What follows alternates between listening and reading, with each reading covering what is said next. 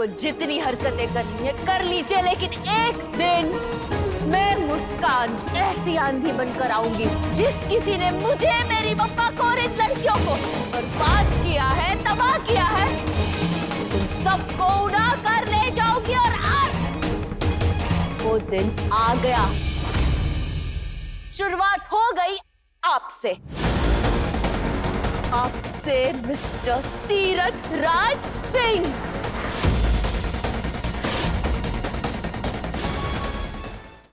अम्मा ने मुझे इस इंसान से और अम्मा से हमेशा बचा के रखा।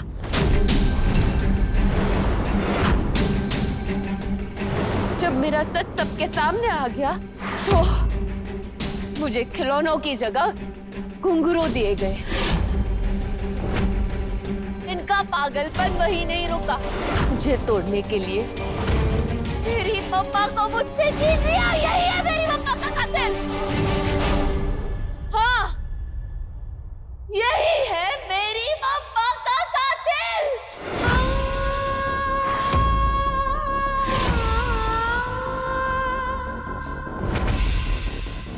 मुस्कान, संभालो अपनी आंखों। बोलो मुस्कान, डरो नहीं, हिम्मत रखो और बोलो सबको अपनी कहानी।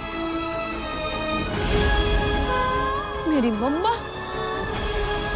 कभी नहीं चाहती थी कि मैं यहाँ रहूं। मैं भी कभी नहीं चाहती थी। मैं भी एक आम लड़की की तरह पढ़ना चाहती थी, आगे बढ़ना चाहती थी। इस हैवान ने मम्मा का और मेरा जीना दुश्वार कर दिया था, जिंदगी बर्बाद कर दी हमारी। मम्मा को जेल भिजवाया, मम्मा को पागल बना दिया, हद तक कि वो अपनी खुद की बेटी को भी नहीं पहचान रही थी इस इंसान की वजह से। क्यों चिपक रही है? हाँ? और कौन है तू? दूर रह मुझसे।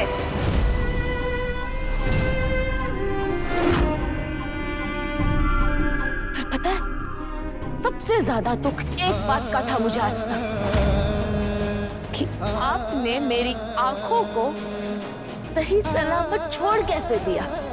छोटी सी उम्र में लोहे का सरिया आपने मेरी आंखों को फोड़ने की कोशिश की थी। हद तो होगा ही आपको। मुझे यही अफसोस रहता था कि मेरी आंखों को फोड़ क्यों नहीं दिया। सोचती रही, क्यों बख्श दिया मुझे, क्यों नहीं फोड़ दिया मेरी आंखों को, क्योंकि उसके बाद मेरी आंखों ने बहुत कुछ देखा, बहुत कुछ सहा।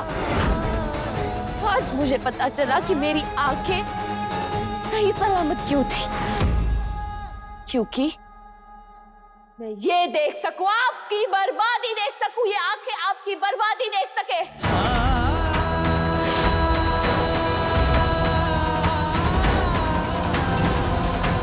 बोलिए ना, कुछ नहीं आपके पास बोलने के लिए? अभी भी कुछ नहीं बोल रहे हो आप? बचपन में दोस्त बनते थे ना मेरे, बेस्ट फ्रेंड। पता है आपको, बड़े होते होते मैंने डर को अपना दोस्त बना लिया, और आज उसी वजह से इस कोठे पर, जहां पर आपने मुझे, मेरी मम्मा को और पता नहीं कितनी लड़कियों को बर्बाद कर दिया, वहां पर खड़े होकर आपका सच बोलने में मुझे जरा सा भी डर नहीं लग रहा। कहा था आपको कि आपकी बातों से, आपकी हरकतों से और आपसे डर नहीं लगता।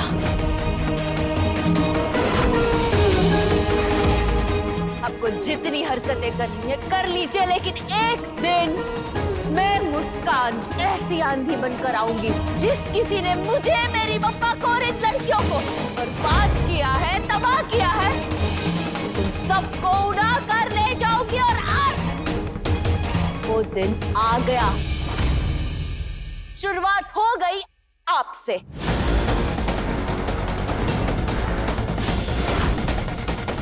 आपसे मिस्टर तीरथ राज सिंह।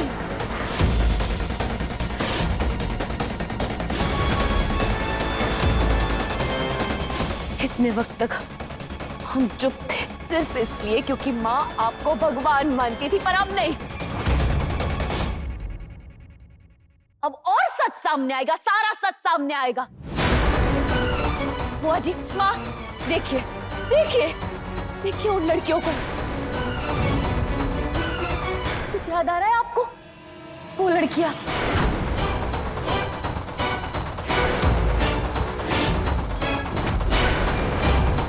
अरे ये तो बंटी और दीपेंद्र के जो कारोबार में सामान के साथ आई थी वही लड़कियां है ना?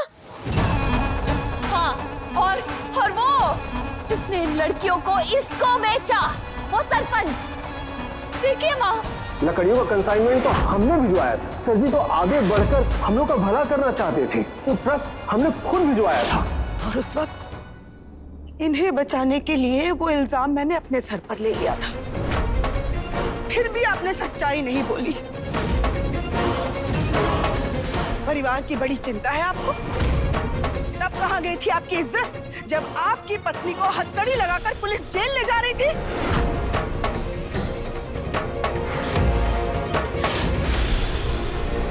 आप मेरे साथ ही शहर घूमने चलेंगी, मजा आएगा।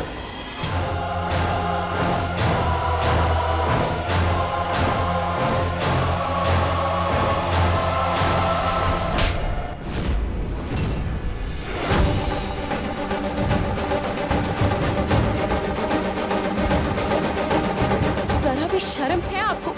हाँ, ये आदमी आपकी बेटी पर बुरी नजर डाल रहा था और आप अपनी बेटी से, अपने पूरे परिवार से झूठ बोल रहे थे। ऑस्कर देना चाहिए आपको झूठ बोलने पर।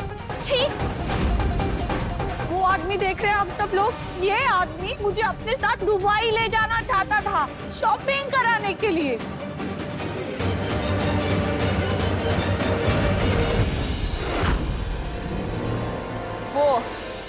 वो इंसान जिनसे इन्होंने बार बार मेरा सौदा करने की कोशिश की, वो शेख।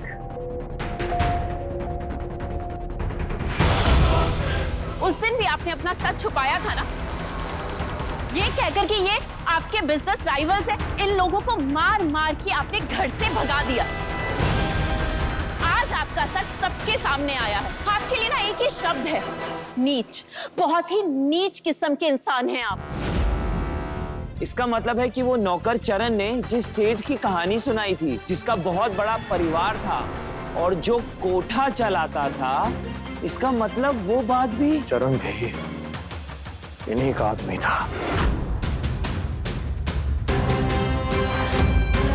और उन्हें डर था कि कहीं चरण को सच पता ना लग जाए, इसीलिए उन्होंने उसे भी पुलिस स्टेशन में मरवा डाला। चुप हो जाओ। नहीं, हम नहीं चुप होंगे, चुप आप होंगे। 2 दिन पहले इसी कोठे पे मैंने आपसे और अपने पूरे परिवार से माफी मांगी थी। क्यों? क्योंकि मैंने अपने देवता समान पति पर शक किया। मैंने अपने रौनक को अपने आप से अलग कर दिया, मेरे परिवार को 2 हिस्सों में बांट दिया आपके लिए। नहीं बोला गया आपसे सच। रौनक, मुस्कान मुझसे कहते गए, लेकिन मेरा मन नहीं माना। क्यों? क्योंकि मैंने आप पर भरोसा किया। सच बोलने के कितने मौके दिए, लेकिन आपने एक बार भी झूठे मुंह भी सच नहीं बोला। हमारे उस 35 साल के रिश्ते के लिए भरोसा था मुझे आप पर। 35 साल का रिश्ता झूठ बोलते हैं ये लोग कि करवा चौथ का व्रत रखने से पति की उम्र लंबी हो जाती है। मैंने तो कोई व्रत नहीं छोड़ा, लेकिन आज मेरा पति मेरे लिए मर चुका है।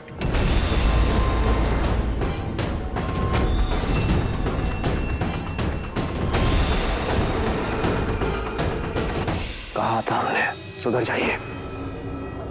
बहुत मौके दिए। ये भी कहा था कि एक दिन आपको अपनी करनी का फल भुगतना होगा। कितनी बार सला कहा, लेकिन आज आपके इसी पाप के महल के नीचे, अपनी उस पापों भरी नगरी में सबके सामने अपना जुर्म कबूल करना होगा। बताना होगा सबको कि आपने ये सारे पाप किए हैं। आप इतने गिरे और घटिया किस्म के इंसान हैं। बताइए हरना को। मेरी जिंदगी बार बार बर्बाद करनी चाहिए ना आपने। अब देखिए क्या होती है बर्बादी। सैकड़ों लोगों की लड़कियों की जिंदगी बर्बाद करके अकेले खड़े हो आप। मैं तो हमेशा सोचती रही कि आपको रौनक और मुस्कान के रिश्ते से क्या तकलीफ है। मुझे ये लगता था कि शायद आपको मुस्कान के अतीत से तकलीफ है, वो नाचती है इसलिए तकलीफ है, लेकिन नहीं, आज पता चला किस बात से तकलीफ है। आपको इस बात का डर था कि आपकी काली करतूतें मेरे सामने ना आ जाए, मुझे ये पता ना चल जाए कि मेरा देवता समान पति जो है वो औरतों का सौदा करता है। आपके इस कोठे पे रोज महफिलें खत्म होती है ना, तो आज भी आप इस महफिल को खत्म करेंगे।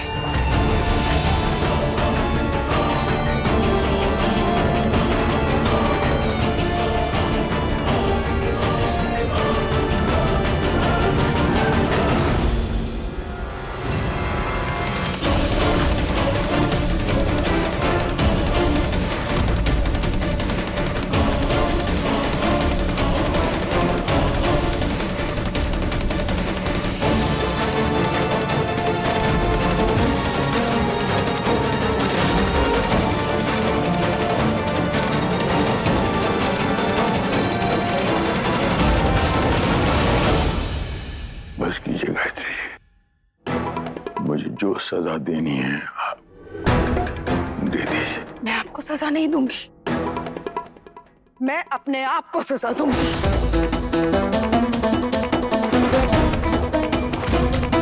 सोचा था आपके घर से मेरी अर्थी जाएगी, लेकिन आज जिंदा लाश बनकर इस झूठे रिश्ते से बाहर जा रही हूं मैं।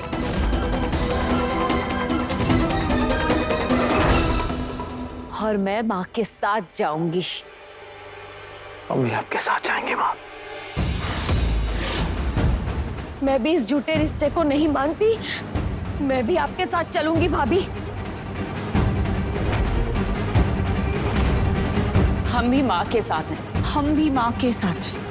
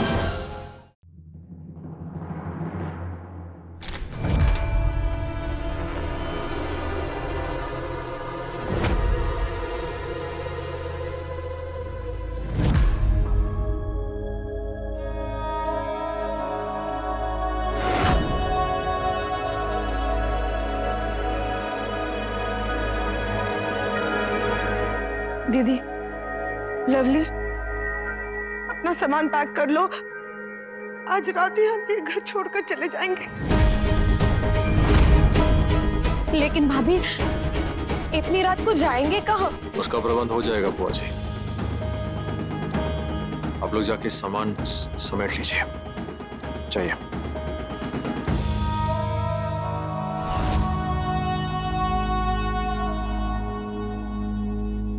गायत्री,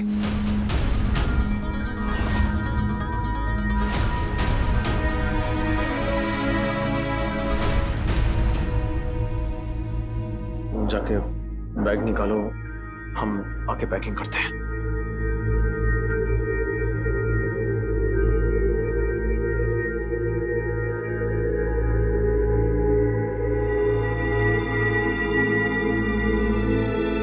गायत्री, तुम मुझे छोड़ के नहीं जाओगी कहीं। तुम अच्छी तरह जानती हो गायत्री कि मैं तुम्हें बहुत प्यार करता हूं और तुम भी मुझे प्यार करती हो। मैं तुम्हारे बिना जी नहीं पाऊंगा, मर जाऊंगा तुम्हारे बिना।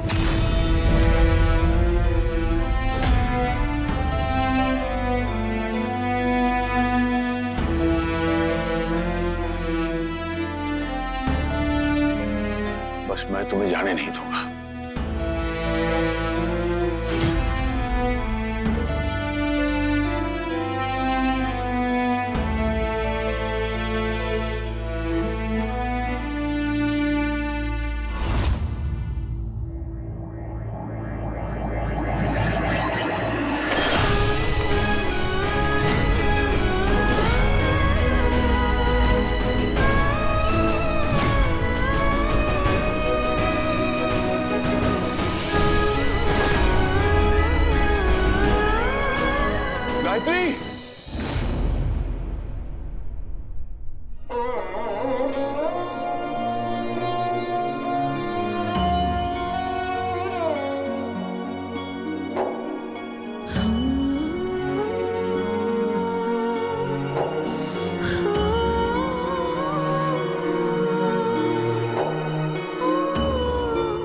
बहुत रोना हो गया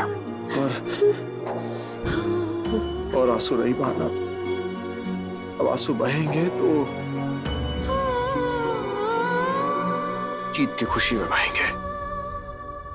अब हम अपनी नई जिंदगी की शुरुआत करेंगे फिर से। बहुत बुरा लग रहा है अनुज। माँ जो है ना, सच कहे तो इस पूरे घर में सबसे स्ट्रांग है। ऐसी है वे मुट्ठी के समान, तोड़ो नहीं टूटेगी। ऐसे संभाल के रखे उसे सबको। तो माँ की चिंता मत करो, ठीक है? सच कहे तो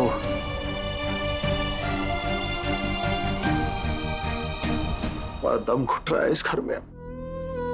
यहाँ की जो गंदी चमक है ना, अब हमें अच्छे नहीं लगते। हम चाहते हैं कि हम तुम्हारे साथ हमारे नए घर में चलें, जहाँ सुकून है, शांति है, खुशी है।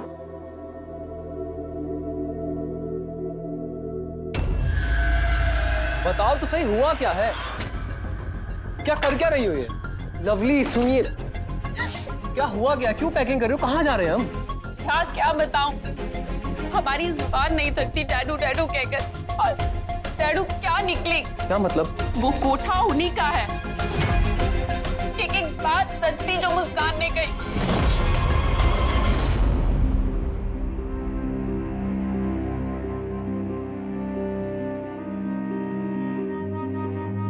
सब पैकिंग हो गई माँ?